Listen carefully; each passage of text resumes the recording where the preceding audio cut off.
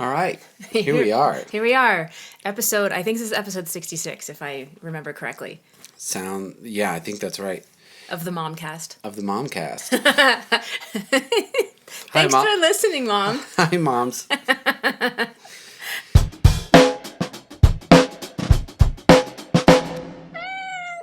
We are just back in town from Arizona. Yes, Tumacacori. Down near the border. Yeah, just 15, 20 minutes from Mexico. Beautiful place, beautiful wedding. Yeah, we were there for a wedding, and that was Jonathan and Giselle. Mm-hmm.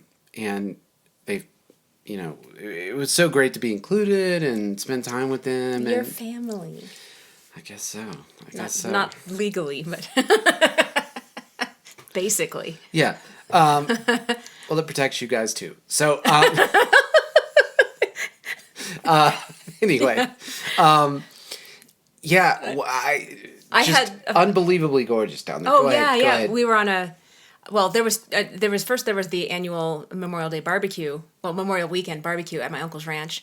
Beautiful place. He has it every year. He's had it every year for like 30 years or longer. And it's just, beautiful dinner, some music, barbecue. And then the next night was Jonathan and Giselle's wedding. And I want to say, their wedding was great, but I have to say one of my favorite moments of the weekend was when Alan, my cousin in Texas, got us all together, all the cousins together. So there's 6 of us, my brother and I and my 4 cousins. Got us all together for a photo. And on the countdown, he said, 3, 2, 1, everybody say, Kate's pregnant. And Jonathan was like, what? And we got a photo of that. And I was like, yeah, whatever. That's just something to get people to smile. But it turns out Kate is pregnant. They're going to have their 3rd. And I was the one taking the picture. And everybody cracked up laughing, and I was... You're like, who's Kate? I wasn't... I knew who Kate is, but I was just also focused on taking the picture, and I was like, why did everybody start laughing? Took me a few minutes to get up to... No, but the wedding was just so much fun, hanging out with everybody. And there was a great couple that played for the reception. Right. Luke and, Kaylee. Kaylee. Yeah. And they're on the Instagram and the whatever else. And they did a great job. Very cool duo. Little bit of live looping.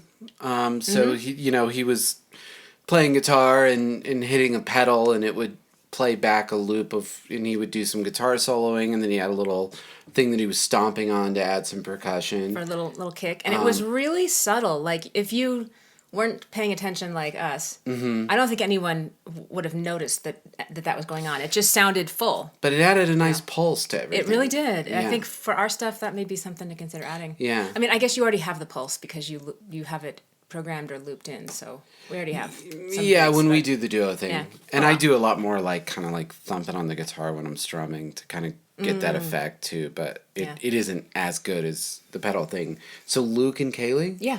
And they were nice enough to... Let me sing. This is a whole thing. It's a whole thing. So previously on the podcast, we've talked about how when we're playing at parties, we don't usually love when someone's like, hey, I sing. Can I come up and sing with you? Right. And at this one, so I feel the same way when I am attending a party.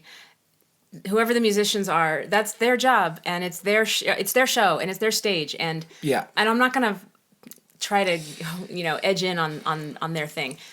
They don't know who I am, blah blah blah. But a few people were trying to get me to sing, and I was like, and they had said that, oh, Kaylee and Luke are fine with it. They would love you to sing, and I was like, of course they're gonna say that. Right. I don't know how they really. Of course they were hired, and maybe they really did feel that way. But, but the people at the party are asking them if one of the other people at the party can sing, and they're probably like, sure, fine. And I don't know how they really feel.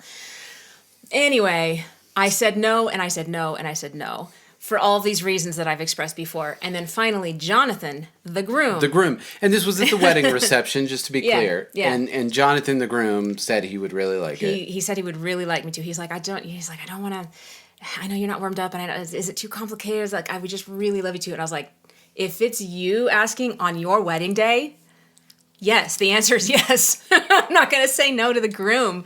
Yeah. And so we went up and did a song, and it went great. And I actually do think Luke and Kaylee were just fine with it based on body language and just they were very welcoming.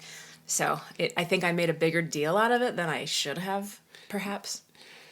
Yeah, maybe but, that's you know. something we need to revisit. Yeah. Kind of being like cool with getting up and doing a thing. But it is Yeah. weird. And I think one of the reasons they were cool is like as we were going up and I was like taking, because I was playing guitar and so I was taking the guitar players, and guitar and he does vocals, but I was taking the guitar and I just leaned in and I was like, I'm so sorry, man. Like, Really? yeah, I was like, I'm really sorry. Like, I get it. This is, and he immediately was like, oh, okay, you know what's up. Like, and I was just, and not to anyone out there who's listening, we're not sorry we did it. We're very happy. It turned out to be it's great. not that. It's just like, I was like, I acknowledge that this is, and somebody else is going to play your guitar and whatever else. And I was just like, man, I'm sorry. I get it. Like, and he immediately was like, oh, okay, you're cool. you know the deal. You know that you're not is... like that made him understand that we didn't assume that it was our place to join them on stage. Yeah, and that's all I was saying was like, I'm like, I'm just sorry, and they were super nice about it and they thought it was, Oh yeah, and Kaylee sang harmonies. She just jumped in and she did a great job and it's wonderful. Very nice afterwards. And of course, at the same time, like people want to hear you and they want to hear us and that's great. And that's great. You just always, some of it's just professional courtesy. I mean, it's almost like, Yeah. It's almost like, hey, let me jump behind the counter and help you make my sandwich. Sell a few hamburgers because I know I make hamburgers at home. So you're like, it's a little like, you know what I mean? Like it's like, You're doing a great job there, lawyer, and let me come and help you, lawyer. Yeah. Let me get in a few arguments real quick. Yeah, I know. It's just like it's a little bit of a, I don't know.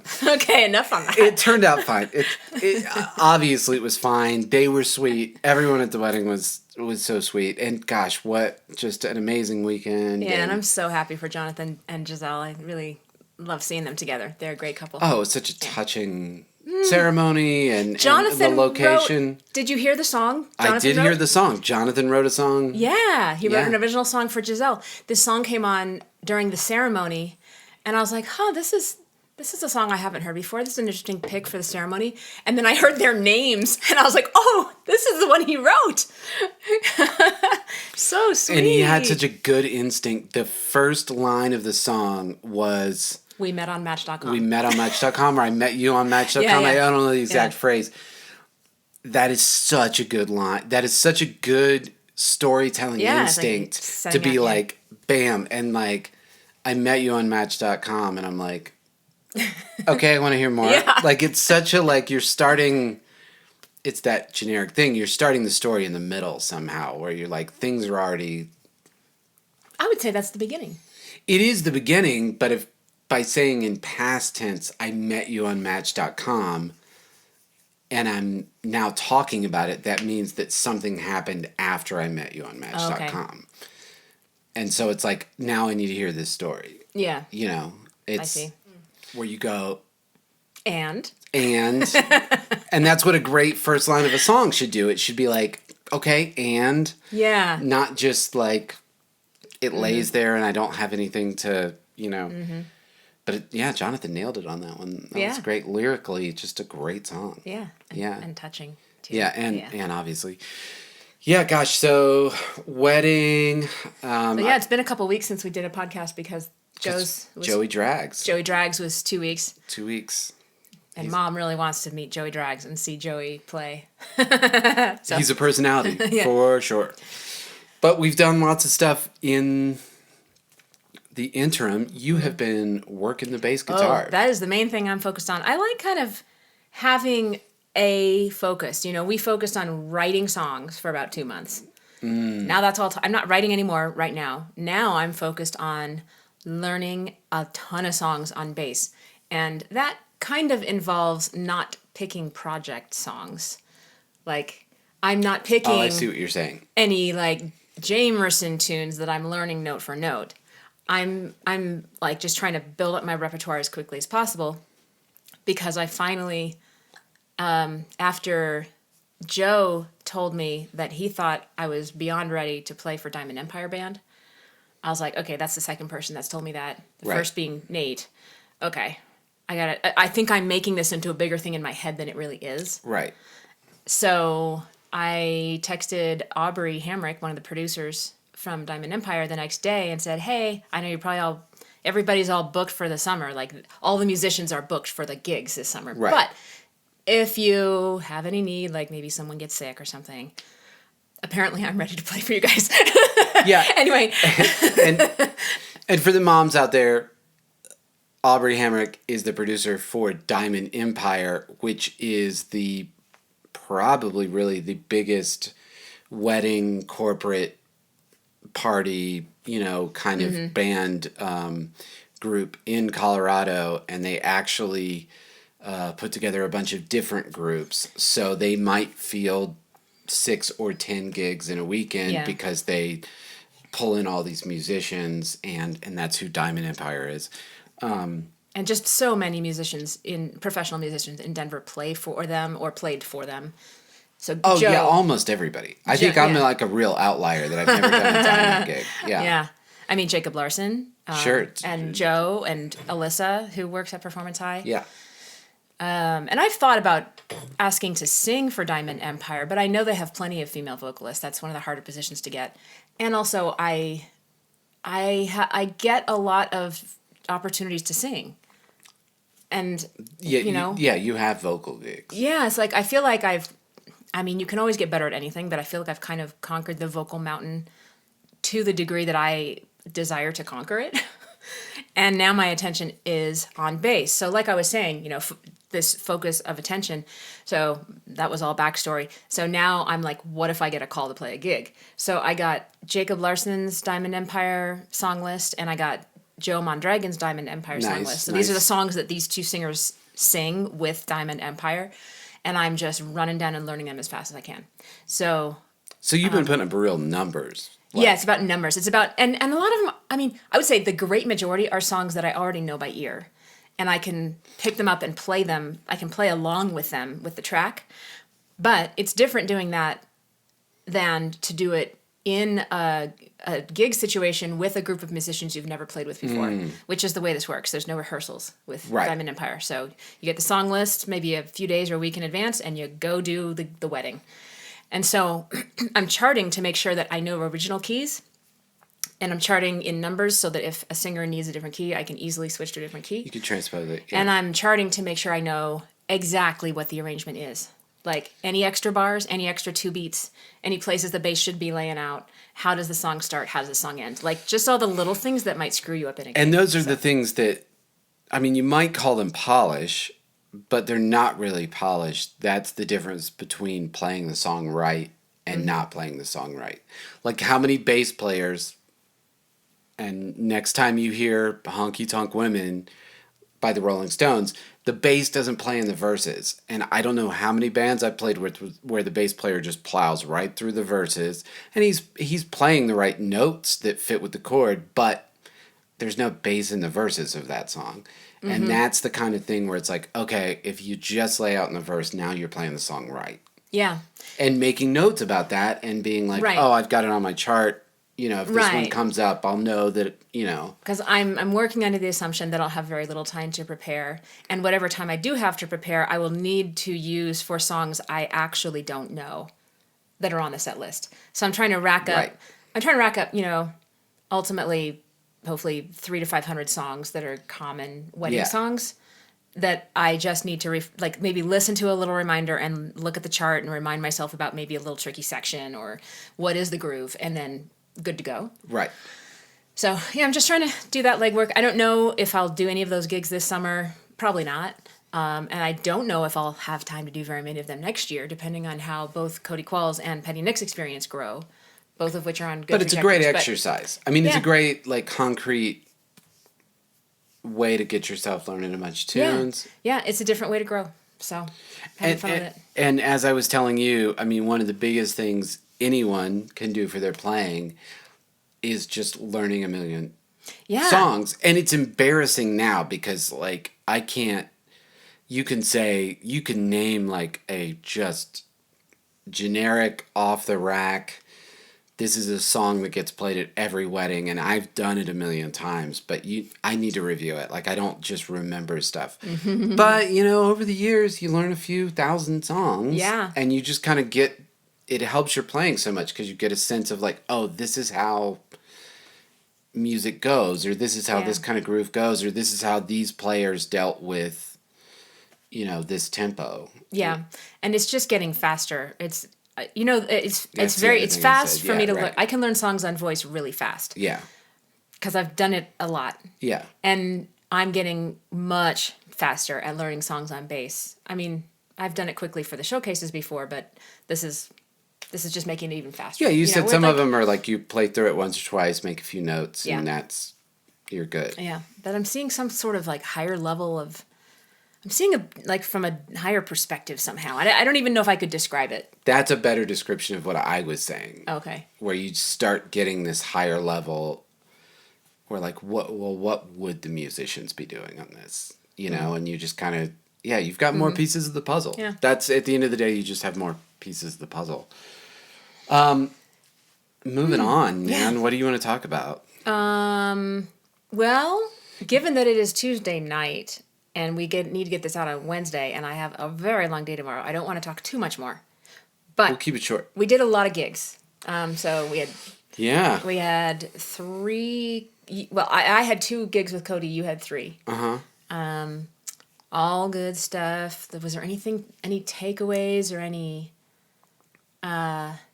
recommendations or... Yeah, I will say, it was interesting doing a gig with Cody acoustic, and we did the song at the wedding, kind of unprompted, and got up, and just acoustic and vocal. And a takeaway for me is like, just getting forced into doing it, much like you learning all those songs on bass, you start to get some techniques together for, like we did Dreams, acoustic and vocal. We've never done that just acoustic and vocal before. Really? No, I mean, we've done it at acoustic gigs, but we're usually using loops and, you know what I mean? Right. We've never just done guitar and vocal. I didn't think about that. And there's a different way you approach guitar, and it just, crazy takeaway here, but if you work on stuff, you'll get better at it. One of those groundbreaking. But yeah, it was just it was interesting how, having done a gig with Cody, a gig or 2 lately, where it's just guitar and vocal, it informed being able to play with you just guitar and vocal, because I was like, oh, okay, here's how I'll maybe strum different. Here's how I'll maybe like kind of emphasize where the beat is. In a way that, if that wasn't on my mind and I hadn't been doing that a little bit lately, I might have been a lot rustier with. So that was fun doing some gigs, and we've got 3 gigs coming up with Cody this weekend. Well, you have 2 and I have 3. Yeah. Because we're playing Friday and we're playing Saturday, and then I'm playing acoustic with Cody on Sunday too. So that is, like you said, who knows how much that's going to ramp up. I mean, Yeah. And one of the gigs with Cody this weekend is very special. It is at the Bluebird Theater, which is a big deal. Yeah. Opening for Andy Sidow. Sidow. I never know how to say it. Andy Sidow. And super excited about that one. Get to play at the Bluebird Theater. We played there once with Adrienne. Right, we did. And it's Andy's first headlining gig there. And Andy was nice enough to do a few gigs for me with some different stuff a few years ago. So it'll be nice to see him. Oh, you did? You played with Andy? He jumped on some Andreas bills when I was booking stuff for Andreas. Right, cool. So that's, we don't hang out or anything, but we've kind of done stuff like that. Things just come around, Yeah. I was talking to my brother, he keeps saying that retirement is 5 years away. And he jokes it's always 5 years away. He's younger than me, but he's probably going to retire early. But we were talking about where we would move. They're trying to figure out where would they move someplace else in the world. Right. And where would we move? And we've talked about it. Being in the music scene for as long as we have now, which for me is I guess 14, 16, 17 years in Colorado, and you 10 or something. 12. Oh, gosh. Yeah. Yeah, wow. So much, the roots running deep, just so many more opportunities come from knowing people and having known people, and you interact with people in so many different ways. Right. You know them from so many different connections. Like Andy Burkhaw books the Oriental Theater, so I've interacted with him as a booking agent. But then there was Jen Court. Okay. And she posted on Facebook that she was looking for a female bass player for some sub gigs. Mm-hmm. And it turns out he plays bass for her. And so like I might have been subbing in. I mean, I'm not going to. That didn't happen. But like I talked to her. We exchanged a few texts. Sure. And just like I might have played with, like subbed in for Andy, who I know from booking. Like I don't know him from the music scene at all. Yeah, no, there's just a million. And it's like that with anything. It is. I mean, everybody we know in so many different ways at this point. Yeah. So I can't imagine moving away from that and you can't rebuild it at some point. You know, I mean, you can try, but I've done it 4 or 5 times. and you, I know you don't. It's a dumb thing to do. It's a really dumb thing to do. I think it takes a good 5 years to start to reestablish. And that's if you're working hard at it. Yeah. And I've done it repeatedly. And I don't recommend it. I really don't. It's a hard thing to do.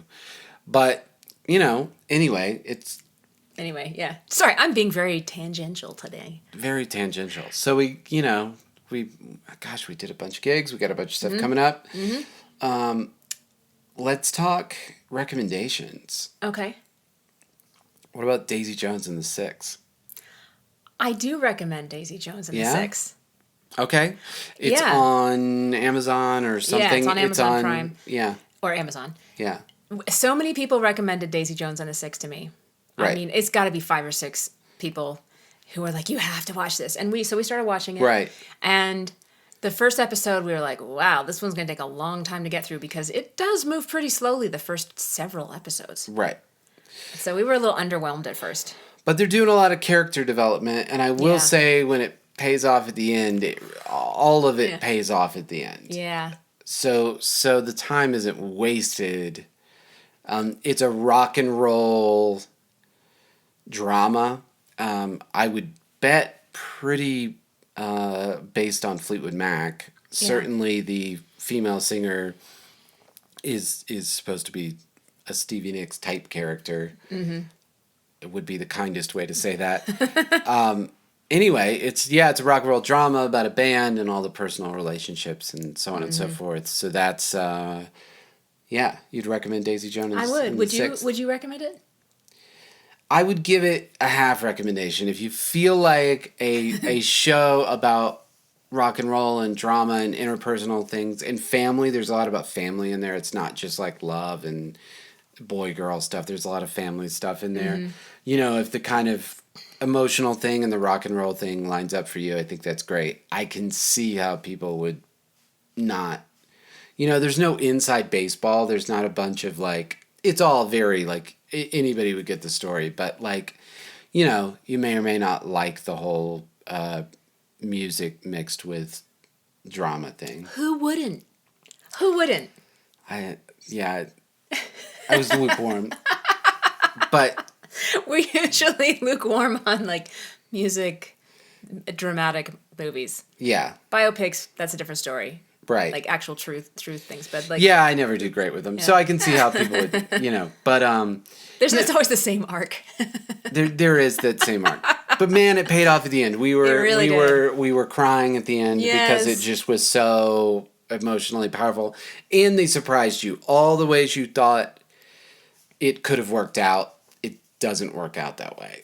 They really, and it still felt real and organic, and it wasn't some surprise, but it was, so that was great. So that was not only a recommendation, but that was an unpopular opinion. Got an unpopular you got 2 in opinion. 1. I do have unpopular opinions. That seems to be the truth. Yeah, gosh. So anything else we want to talk about this week? I don't think so. I don't have anything. we make jokes all the time about having joke sponsors, but I really do want to plug Santa Cruz Chili Company. Santa Cruz Chili and Spice. Chili and Spice Company. Yeah. Which we always do with the names of things. I get it wrong and then you get it right. Yeah, we were lucky enough. That is your Uncle Bill. It's my Aunt Jeannie's. Aunt Jeannie's company. Yeah. Right. Well, it's It's her family. Yeah. Yeah. So your Aunt Jeannie's family company at what'd they say, 80 years, 100 years, but they've been there. Yeah. I think 100. I think it's 100 years old. Yeah. Yeah. They've been in Southern Arizona forever, and we have enjoyed their sauces so much. We've ordered cases of them. They make a great picante sauce and a great green chili kind of, and all these things. Delicious stuff. It's so great. And we were lucky enough to go by the store and the processing place, and we got to see kind of where they do stuff. It was Saturday, so they weren't like literally making it at the time, but we got to restock on some of our favorites and throw them in the carry-on luggage. Yeah, and they are not just a fake sponsor; they're actually a real sponsor. Not of this podcast, but of me in the past. That is very true, and that is why we're not doing a fake joke sponsor. Please check out Santa Cruz Chili and Spice Company. Really wonderful people. The people that have been working with them have been working with them and for them forever. The Roy and Nacho, and it was so nice to meet them. And anyway, if you are interested in spicy Mexican-y, not all of it's super hot. Like, don't get me wrong. Like, some of those spices are, the salsas are not hot, but if you're into that kind of thing, definitely check them out. You can order online. Yeah, you absolutely can. They ship everywhere. You don't just have to be in Tumacacari. Yeah. Which is a real place, by the way, Ari. We took photos to prove to Ari. We had to prove to a band member that Tumacacari was actually the name of a place. All right, let's wrap, huh? Yeah, let's wrap it up. Thanks a lot. This was also sponsored by Performance High Voice and Music Studio. And we appreciate you guys watching. Thanks. See you next week.